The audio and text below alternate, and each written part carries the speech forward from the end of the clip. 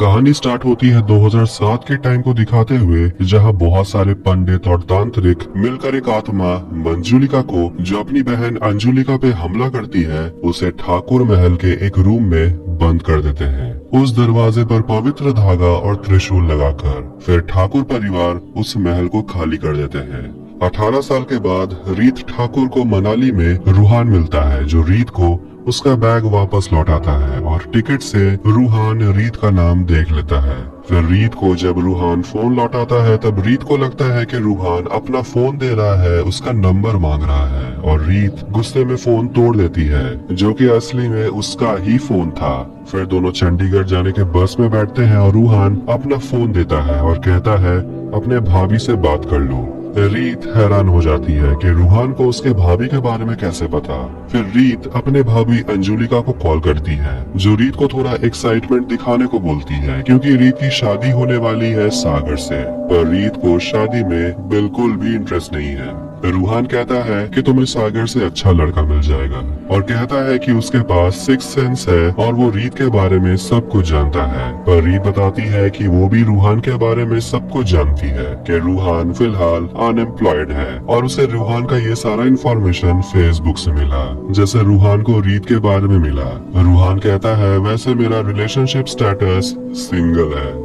बस एक होटल में रुकता है 20 मिनट के लिए, जहां दोनों बात करते हैं और रूहान अपने बारे में बताता है कि वो अपना टाइम घूमने फिरने में बिताता है, live in the moment type. तो रीत के फादर बहुत स्ट्रिक्ट है, इसलिए जब वो यहाँ 4 साल मेडिकल की पढ़ाई कर रही थी, तो वो कॉलेज के बाहर कहीं घूम ही नहीं पाई। इसलिए रूहान रीत को मनाता है एक म्यूजिक फेस्टिवल में चलने को, और रीत चंडीगढ़ के बस को छोड़कर रूहान के साथ चली जाती है। और फिर रात में दोनों को एक पुलिस से पता चलता है कि चंडीगढ़ जाने वाले बस का एक्सीडेंट हो गया है और एक भी पैसेंजर नहीं बचा, और उसी बस से दोनों चंडीगढ़ जाने वाले थे। अच्छा हुआ दोनों नहीं गए। रीत ये बताने के लिए घर में कॉल करती है कि वो ठीक है, पर रीत की बहन त्रिशा फोन उठाती है और वो कुछ क्लियर सुन ही नहीं पाती। और त्रिशा और सागर, जिसे रीत की शादी होने वाली है, दोनों एक दूसरे से प्यार करते हैं, और रीत उन दोनों की बातों को सुन लेती है। अब रीत एक प्लान बनाती है। उसके फैमिली को पता है कि रीत एक्सीडेंट में मर चुकी है, इसीलिए वो अपने परिवार के सामने नहीं जाएगी, और इस वजह से सागर की शादी त्रिशा से हो जाएगी। फिर रीत अपने परिवार के सामने आएगी, और वो जानती है कि उसके पापा उसे माफ नहीं करेंगे, पर उसे रूहान की हेल्प चाहिए, और उसे भवानीगढ़ राजस्थान चलने को बोलती है। दोनों भवानीगढ़ पहुँचते हैं, और रीत छुपने के लिए अपने पुराने घर यानी के ठाकुर महल में जाती है, जो कई सालों से बंद है, और यहाँ कोई आता भी नहीं है, क्योंकि गांव के लोग इस महल को भूतिया महल कहते हैं, क्योंकि यहाँ मंजुलिका की आत्मा घूमती है। रूहान थोड़ा डर जाता है और ताला लगा देखकर कहता है यहाँ से चलते हैं। फिर ताला खुद ब खुद टूट जाता है। रूहान डर जाता है। रीत कहती है कि पुराना ताला है, जंग लग गया होगा इसलिए टूट गया।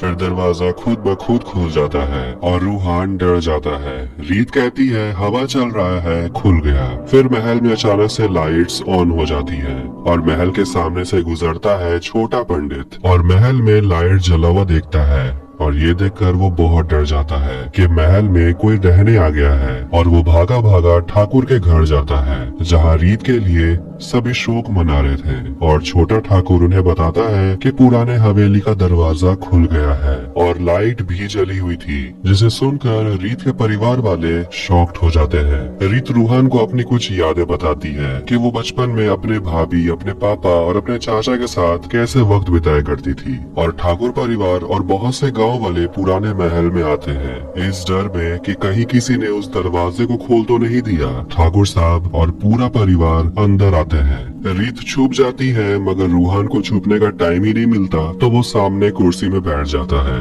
ठाकुर साहब उसे पूछता है कि तुम कौन हो, यहाँ क्या करने आए हो, और रूहान बताता है कि उसे यहाँ रीत लेकर आई है। यानी कि रीत की आत्मा उसे लेकर यहाँ आई है और नाटक करता है कि उसके पास एक गॉड गिफ्ट है कि वो भूत और आत्माओं को देख सकता है। और ठाकुर साहब इस पर यकीन नहीं करते और रूहान ठाकुर साहब को रीत के बचपन के बारे में बताता है जो कुछ देर पहले ही रीत रूहान को बताई थी, जिसे सब सुनकर हैरान हो जाते हैं क्योंकि ये बात सिर्फ रीत को ही पता था। और अंजुलिका सीरियस होकर पूछती है, तुम हमारे जज्बात के साथ खेल तो नहीं रहे हो? पर रूहान कहता है नहीं, क्योंकि रीत यही है और वो यही खड़ी होकर सब कुछ देख रही है। अब चाचा जी पूछते हैं कि रीत घर क्यों नहीं आई और यहाँ पुराने हवेली में क्या कर रही है। फिर रूहान रीत के भूत से बात करने की नाटक करता है और कहता है ये रीत की आखिरी इच्छा है कि वो अपने परिवार के साथ इस हवेली में रहना चाहती है, तब जाकर रीत को मुक्ति मिल जाएगी। पर अंजुलिका को मंजुलिका का डर है। पर ठाकुर साहब कहते हैं कि अगर रीत यही चाहती है तो हम सब यही रहेंगे। जिसके बाद सब पुराने महल में आने के लिए प्लान बनाते हैं और रीत रूहान से इम्प्रेस हो जाती है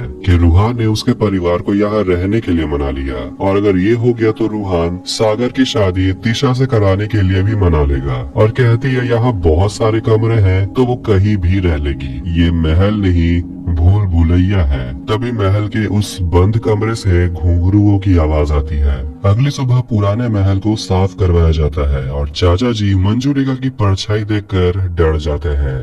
महल में रीत के लिए चौथा चल रहा है और यहाँ रीत मजे में खाना खा रही है और रूहान नीचे जाकर परिवार वालों को बताता है कि रीत की एक और आखिरी इच्छा थी कि रीत की जगह अब त्रिशा की शादी हो। ये सुनकर सब हैरान हो जाते हैं मगर त्रिशा शादी के लिए रेडी है और सागर भी रेडी है, पर रीत के पापा यानी कि ठाकुर साहब नहीं मानते और रूहान फिर से रीत के भूत को देखने का नाटक करता है और बताता है कि रीत अपने परिवार वालों के साथ गम में नहीं बल्कि खुशियों में शामिल होना चाहती है। इसीलिए ठाकुर साहब त्रिशा और सागर की शादी के लिए हाँ कह देते हैं। फिर एक लड़की रज्जू आकर रूहान को कहती है कि वो रीत को बहुत मिस कर रही है और वो रीत के गले लगना चाहती है। रूहान बताता है कि वो सिर्फ भूतों को देख नहीं सकता, कभी कभी भूत उसके अंदर भी आ जाता है। इसलिए रज्जो रूहान के गले लग जाती है। इसके बाद रीत की नानी भी आती है जो रीत को यानी कि रूहान को गले लगा लेती है। फिर रूहान के रूम में सागर और त्रिशा आते हैं रीत से बात करने के लिए और पूछते हैं कि रीत को उनके बारे में कैसे पता। फिर रूहान नाटक करता है कि रीत को सब कुछ पता है और वो सिर्फ तुम दोनों को खुश देखना चाहती है। रीत भी अब रूहान को पसंद करने लगी है। आधी रात में एक कौवा रूहान के रूम में घुस आता है। रूहान उस कौवे का पीछा करता है और रूहान के सामने एक आदमी होता है जिसका वो पीछा करता है और मंजुलिका के रूम तक जाता है और देखता है वो आदमी कोई और नहीं बल्कि रूहान ही है। तभी वहाँ मंजुलिका आती है जो पूछती है कि तुम यहाँ क्या कर रहे हो और उसे कहती है कि यहाँ कभी मत आना, तुमने बहुत से भूतों को देखा होगा। पर मंजुलिका सबसे अलग है। अगली सुबह रूहान थोड़ा कंफ्यूज हो जाता है कि उसके जैसे दिखने वाले लोग कौन थे। तभी वहाँ छोटा पंडित आता है और एक अखबार में रूहान का फोटो दिखाता है और पूछता है कि आपका फोटो अखबार में क्यों है। रूहान कहता है क्योंकि वो भूतों से बात करता हो सकता है इसीलिए उसका फोटो अखबार में छपा है। और गांव का मुखिया रूहान को अपनी माँ से मिलाता है और थोड़ी देर पहले उसकी माँ चल बसी और चाहता है कि रूहान उसके माँ के भूत से बात करे और पता लगाए कि उसकी माँ ने उनका सारा सोना कहाँ छुपाया है। पर रूहान डर जाता है कि वो ये कैसे करेगा। फिर बड़ा पंडित सबको बाहर चलने को कहता है ताकि रूहान अकेले में मुखिया की माँ की आत्मा के साथ बात कर सके। और बड़े पंडित की बीवी यानी कि पंडिताइन मुखिया की माँ के चेयर के नीचे एक खिलौना लगा देती है जिसका आवाज सुनकर रूहान डर जाएगा और रूहान डर भी जाता है जब उस खिलौने से हंसने की आवाज आने लगती है। पर रूहान उस खिलौने को देख लेता है और उसे फेंक देता है जिससे उस रूम में रखे सारे सामान एक दूसरे के ऊपर गिरने लगते हैं और तभी एक झूमर ऊपर से सीधा नीचे गिरता है और आखिरकार रूहान को छुपा हुआ सोना मिल जाता है जो कि जमीन के अंदर था। सब रूहान की जय जयकार करते हैं और छोटा पंडित रूहान को रू बाबा कहता है और उसका भक्त बन जाता है। और गांव वाले अब अपने रू बाबा के लिए बाबा जैसा कपड़ा देते हैं पहनने के लिए और रू बाबा के आने से बड़े पंडित का बिजनेस ठप पड़ चुका है। अब रू बाबा लोगों की प्रॉब्लम सुलझाने लगे हैं और छोटे पंडित को उसकी बीवी कलावती से मिलाता है और कहता है कि तुम्हारी बीवी का पुनर्जन्म हुआ है जो कि इस जन्म में एक गधी है। छोटा पंडित उस गधी को अपने घर में ले आता है फिर एक रात पोटलू यानी के रीत के चाचा का बेटा रीत को देख लेता है, पर रूहान कवर अप करने की कोशिश करता है और कहता है कि बच्चे मन के सच्चे होते हैं, इसलिए उन्हें आत्माएं कभी कभी दिखाई देती हैं। और रूहान पोटलू को धमकी देता है कि अगर वो फिर से रीत को देखा तो वो पोटलू को मंजुलिका वाले कमरे में बंद कर देगा। फिर रूहान को मंजुलिका के कमरे से घुंघरुओं की आवाज आती है और रूहान डर जाता है। रीत उसे शांत करती है और देखती है कि रूहान के कपड़े में ही एक घुंघरू फंसा हुआ था और रूहान कहता है कि वो रू बाबा का नाटक कर करके थक चुका है और वो यहाँ से जाना चाहता है। और रीत उसे कहती है कि मंजुलिका जैसा कुछ भी नहीं है। फिर दोनों एक दूसरे के हाथ पे हाथ रखते हैं और बोलते हैं कि दोनों एक दूसरे से जो कहेंगे अब झूठ कहेंगे, और दोनों एक दूसरे को आई हेट यू कहते हैं और दोनों किस करते हैं। रात में रूहान और रीत के चाचा पीकर मंजुलिका के कमरे वाले दरवाजे को खोलने की कोशिश करते हैं, पर समय पर ठाकुर साहब और अंजुलिका वहां पहुंच जाते हैं और उन्हें रोकते हैं। और अंजुलिका उन्हें बताती है कि अंदर कोई साधारण आत्मा नहीं है, काला जादू करने वाली मंजुलिका है। और तब अंजुलिका बताती है अपनी कहानी कि सालों पहले मंजुलिका और अंजुलिका यहाँ राजस्थान आई थी अपने बाबा के साथ कोलकाता से, क्योंकि उनके बाबा को यहाँ पर हिसाब किताब करने का काम मिला था। वैसे दोनों तो जुड़वा बहनें थीं, पर उसके पापा अंजुलिका को ज्यादा पसंद करते थे, जो मंजुलिका को बिल्कुल भी पसंद नहीं था। एक दिन उसके पापा मंजुलिका को काला जादू करते हुए पकड़ लेते हैं, पर ये तो बस शुरुआत था। मंजुलिका बस काला जादू तंत्र मंत्र ही करने लगी। मंजुलिका मन ही मन कुंवर को पसंद करती थी, जो ठाकुर साहब का बेटा है, जिसके लिए अंजू और मंजू के पापा काम करते थे। ठाकुर साहब भी जानते हैं कि कुंवर को अंजुलिका पसंद है और इसीलिए वो कुंवर की शादी अंजुलिका से करवाने को मान जाते हैं। मंजू ये जानकर दंग रह जाती है।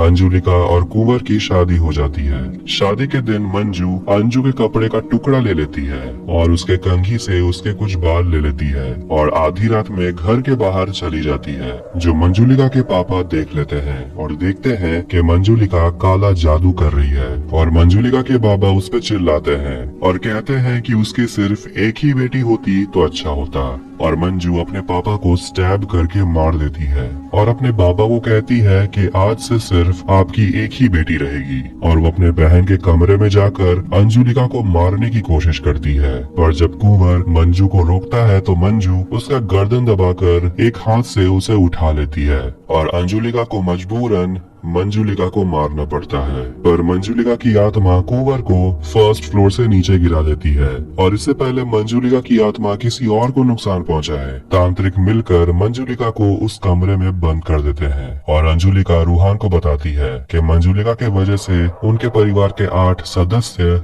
मारे जा चुके हैं। अब छोटे पंडित रूहान को रीत के साथ देख लेता है, जो काफी दिनों के बाद अपने कमरे से बाहर निकली है। फिर छोटे पंडित महल में बड़े पंडित और पंडिताइन को लेकर पहुंचता है और बड़े पंडित ठाकुर साहब को बताता है कि आपकी बेटी रीत जिंदा है और रूहान झूठ बोल रहा है। ठाकुर साहब कहता है पूरी हवेली की तलाशी लेने, और रूहान रीत को छुपाने के लिए रीत को मंजुलिका के रूम के पास लेकर जाता है, क्योंकि यहाँ कोई चेक नहीं करेगा। पर छोटे पंडित वहाँ पहुँचता है, इसलिए रूहान घुंघरू की आवाज निकालता है और छोटे पंडित को डराकर भगा देता है। फिर रीत रूहान को बोलती है कि यही एक कमरा है जिसमें कोई तलाशी नहीं लेगा। और रीत के कहने पर रूहान मंजुलिका वाले कमरे के दरवाजे को खोलता है और रीत को अंदर बंद कर देता है। और रीत को भी लगता है मंजुलिका सब बकवास है, पर मंजुलिका असली में है। अब किसी को रीत नहीं मिलती और अंजुलिका रूहान से माफी मांगती है कि उन्होंने रूहान के शक्तियों पर शक किया। फिर रात में रूहान मंजुलिका के कमरे में जाता है रीत को ढूंढने, पर रीत पोजेस्ड हो चुकी है और आमी जे तोमार गाने पे पागलों की तरह नाचने लगती है। और रूहान ये देखकर डर जाता है और मंजुलिका को बोलता है उसे छोड़ देने, पर ये रीत नाटक कर रही थी और कहती है कि मंजुलिका जैसा कुछ भी नहीं है। और फिर रीत रूहान के साथ अपने रूम के लिए चली जाती है। अगले दिन संगीत में सब मौज मस्ती कर रहे होते हैं, पर अंजुलिका को लगता है कि रीत की आत्मा शायद नाराज है, इसीलिए रीत इतना तोड़ फोड़ मचा रही है। पर रूहान जानता है कि ये मंजुलिका है, क्योंकि कल रात उसने दरवाजा खोल दिया और सारे ढोल नगारे हवा में उड़ने लगते हैं। और अंजुलिका सोचती है कल रीत और रूहान पे शक किया गया, इसीलिए रीत शायद नाराज है। और रूहान नाटक करते हुए रीत के आत्मा को बोलता है ये सब बंद करने। फिर सब बाहर की तरफ देखते हैं कि रीत सामने के दीवार पर चल रही है, पर असली में ये मंजुलिका है। पर दूर होने के वजह से लोग यही सोचते हैं कि वो रीत की आत्मा है। रूहान ये सच जानता है कि रीत नहीं, ये मंजुलिका का भूत है और वो रीत के कमरे में जाकर उसे यहाँ से चलने को बोलता है। पर रीत भी डरी हुई है क्योंकि उसके वजह से ही मंजुलिका बाहर आई है, पर वो जाने से मना करती है क्योंकि वो एक ठाकुर है। बड़े पंडित अपने पंडिताइन को चुड़ैल की तरह रेडी करता है और बड़े छोटे और पंडिताइन बात करते हैं कि संगीत में उन्होंने चीजों को नहीं उड़ाया और सोचते हैं तो फिर ये किसने किया।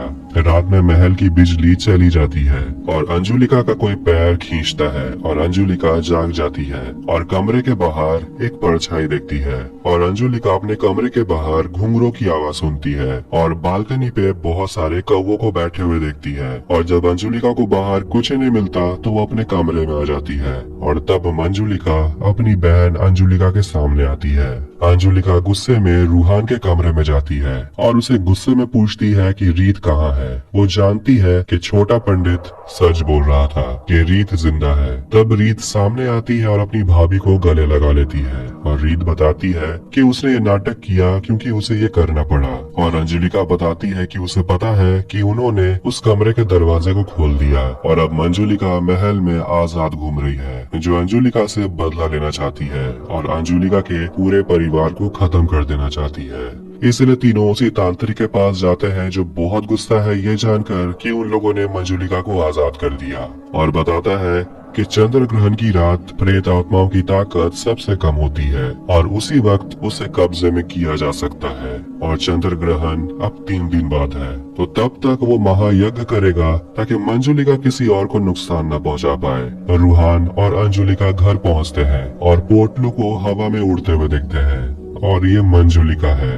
दोनों रीत के चाचा को बताते हैं कि मंजुलिका बाहर आ चुकी है। रात में रूहान को एक सपना आता है कि वो मंजुलिका के कमरे में जाता है और वहाँ पोटलू को देखता है जो एक पजल सॉल्व कर रहा था और पीछे मंजुलिका खड़ी होती है। और आधी रात में अंजुलिका रूहान को जगाती है और बताती है कि चाचा जी नहीं मिल रहे। फिर रूहान और पोटलू को चाचा जी मंजुलिका के रूम में मिलता है जो मंजुलिका के बिस्तर में आराम से सो रहा है और कहता है कि वो यहाँ से कहीं नहीं जाएगा क्योंकि 18 साल के बाद मंजुलिका यहाँ से निकली है, वो यहाँ कभी नहीं आएगी। तो वही मंजुलिका तांत्रिक को परेशान करती है और उसके सामने आती है और एक तांत्रिक को अपने वश में कर लेती है और बाकी सारे तांत्रिक को मार देती है।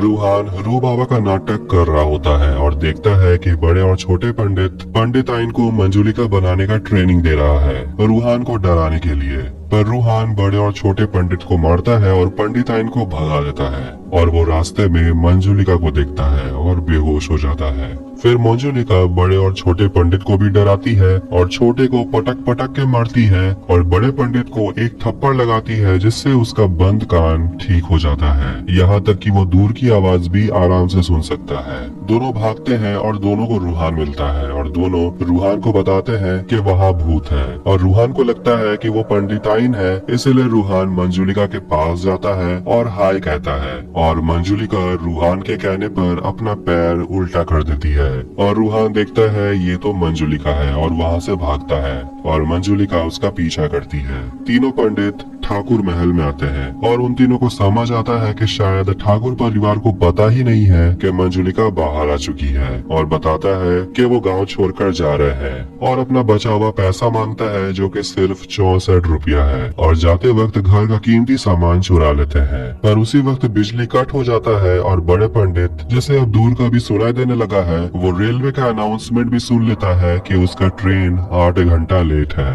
रूहान महल में आता है और आमी जो तुम्हार गाना गाता है और नाचने लगता है और ये साफ है कि मंजुलिका रूहान को पॉजेस कर चुकी है। सब रूहान को गाते हुए सुनते हैं और अंजुलिका पूछती है ये तुम क्या गा रहे हो और रूहान बताता है कि ये गाना उसे बहुत पसंद है और ये बात वो बंगाली में बोलता है और वो कुंवर के कान में कुछ बोलता है और हंसने लगता है और सबको बताता है कि कल कोई शादी नहीं होगी क्योंकि आज कोई मरने वाला है। आज अंजुलिका मरेगी। और अंजुलिका से पूछता है तुमने किसी को बताया नहीं कि मैं बाहर आ गई हूँ। और सब मंजुलिका चिल्लाते हुए यहाँ वहाँ भागने लगते हैं, पर मंजुलिका सारे दरवाजे बंद कर देती है। फिर रूहान यानी कि मंजुलिका तीनों पंडित के पास जाता है और कहता है कि उसे खून चाहिए, पर छोटा पंडित कहता है कि उसके खून में विटामिन की कमी है। तो वही बड़ा पंडित और पंडिताइन कहते हैं कि वो शुगर के मरीज हैं और मंजुलिका को कहते हैं कि चाचा जी के पास जाने। और चाचा जी ऊपर रीत को देख लेता है